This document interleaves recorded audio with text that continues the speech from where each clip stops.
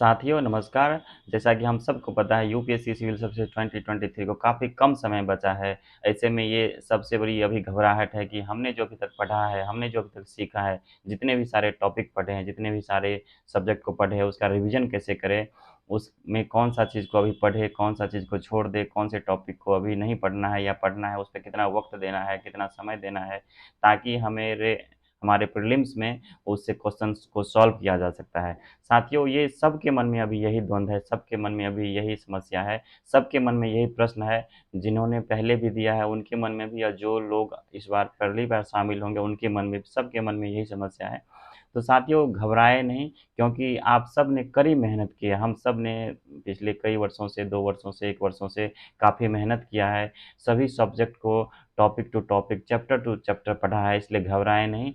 आप मेहनत करते रहिए, रिवीजन करते रहिए अच्छे से, आप देखिए कि आपको सफलता ज़रूर मिलेगी। आपको जो आपने पढ़ा है, उससे आपको बहुत ज़्यादा लाभ होने वाला है, उससे बहुत ज़्यादा फ़ायदा होने वाला है। अभी आपको ये ध्यान रखना है कि आप अब कुछ नया नहीं पढ़िए, आपने जो भी पढ़ा है, उसी का जितना संभव हो रिवीजन करिए, उसको बार-बार पढ़िए और प्रैक्टिस पे ज़्यादा फ़ोकस करिए।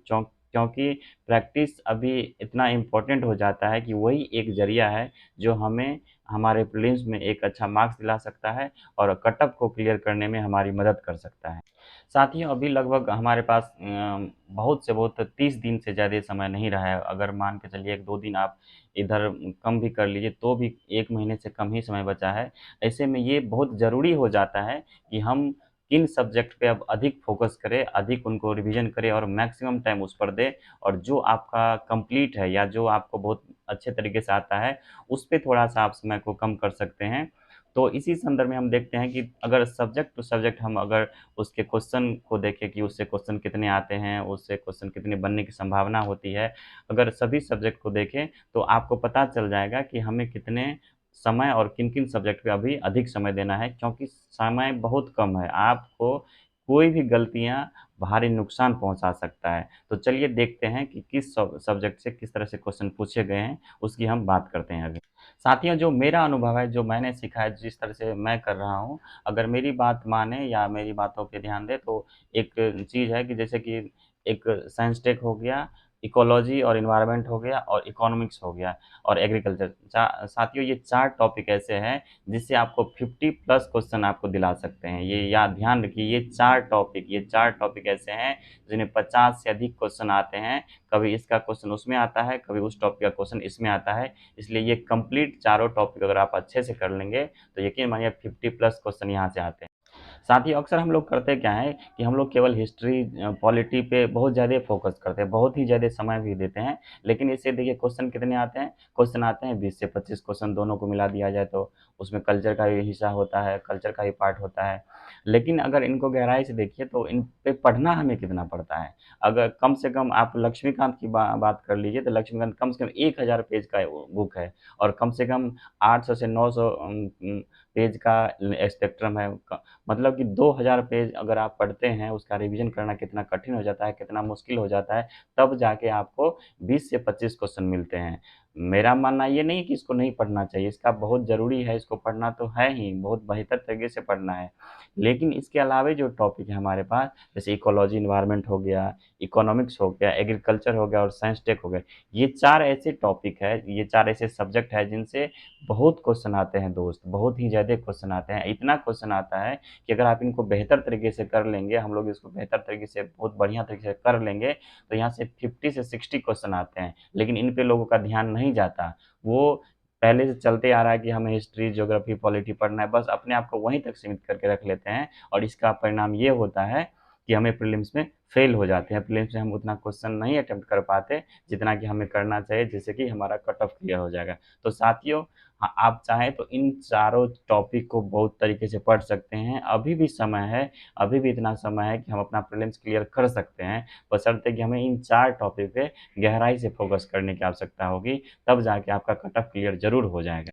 एक तरफ हम लोग 2 सब्जेक्ट को कंप्लीट करने के लिए, जो 2 सब्जेक्ट रिवीजन करने के लिए, 2 सब्जेक्ट को तैयार करने के लिए हम पन्नों का किताब पढ़ते हैं, वहीं अगर अगर ये 4 टॉपिक को देखें, 4 सब्जेक्ट को देखें, तो 2000 से कम पन्नों को पढ़ के हमें 50 से 60 क्वेश्चन मिलते हैं। तो आप देख लीजिए कि कॉस्ट बेनिफिट कहाँ पे है।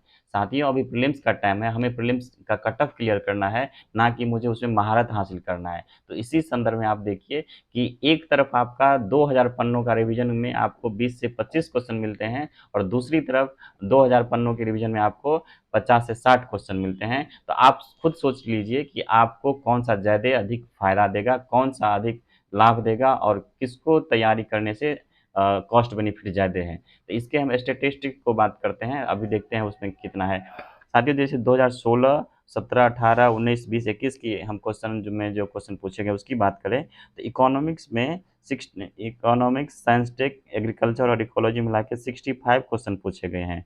वहीं 2017 में इन चारों सब्जेक्ट से 54 क्वेश्चन पूछे गए हैं, 18 में 54 क्वेश्चन, उसके बाद 2019 में 63 क्वेश्चन, उसके बाद 2020 में 55 क्वेश्चन, और उसी तरह वहीं 2021 में इन चारों सब्जेक्ट से 50 क्वेश्चन पूछे गए हैं। तो साथियों, अब आप खुद सोच लीजिए कि आपको क्या करना बेहतर है। अभी हमें प्रीलिम्स क्लियर करना है, प्रीलिम्स कट ऑफ जितना आता है वो क्लियर करना है, तो उस हिसाब से हमें ये सोचना पड़ेगा, हमें ये समझना पड़ेगा कि हमें क्या पढ़ना है और क्या नहीं पढ़ना है। तो अभी ये इन 4 टॉपिक को आप करिए, यकीन मानिए आपको बेहतर परिणाम ये दिला सकता है, जो अभी तक आपने पढ़ा है उससे बेहतर परिणाम दिला सकता है। क्योंकि साथियों, हमारे मन में पहले से चले आ रहा होता है कि नहीं ये टॉपिक है, ये टॉपिक हम पढ़ लीजिए, और इन चीज़ों पे हमारा ध्यान ही नहीं जाता। अगर ध्यान जाता भी है तो हम यूँ ही पढ़ लेते हैं, लगता है अरे मेरा कंप्लीट हो गया, जबकि वो ऐसा होता नहीं है।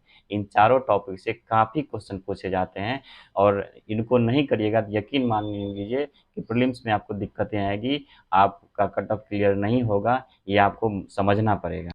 तो साथियों, आई होप कि आपको ये चीज़ें बेहतर तरीके से समझ में आ गया होगा, और आप खुद सोच कर देखिए कि आपको मैंने एक एक स्टैटिस्टिक दिखा दिया है आपको कि कहाँ से क्या होता है, और आपको खुद डिसाइड करना है कि आपको क्या पढ़ना है और क्या नहीं पढ़ना है, किस पे ज़्यादा फोकस होना है, किस पे कम फोकस होना है। ये डिसीजन आपके हाथों में है, आप इतना तो कर ही सकते हैं, और आप सब अच्छे से मेहनत करिए, क्योंकि काफ़ी टाइम कम बचा है, बहुत ही कम समय बचा है। ऐसे में आप 1 मिनट भी बर्बाद नहीं कर सकते। अगर आप 1 मिनट बर्बाद कर रहे हैं, तो समझिए आपके सामने वाले कोई और 1 मिनट ज़्यादा पढ़ के आपसे आगे निकल रहा है।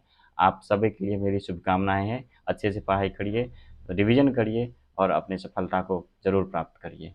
धन्यवाद।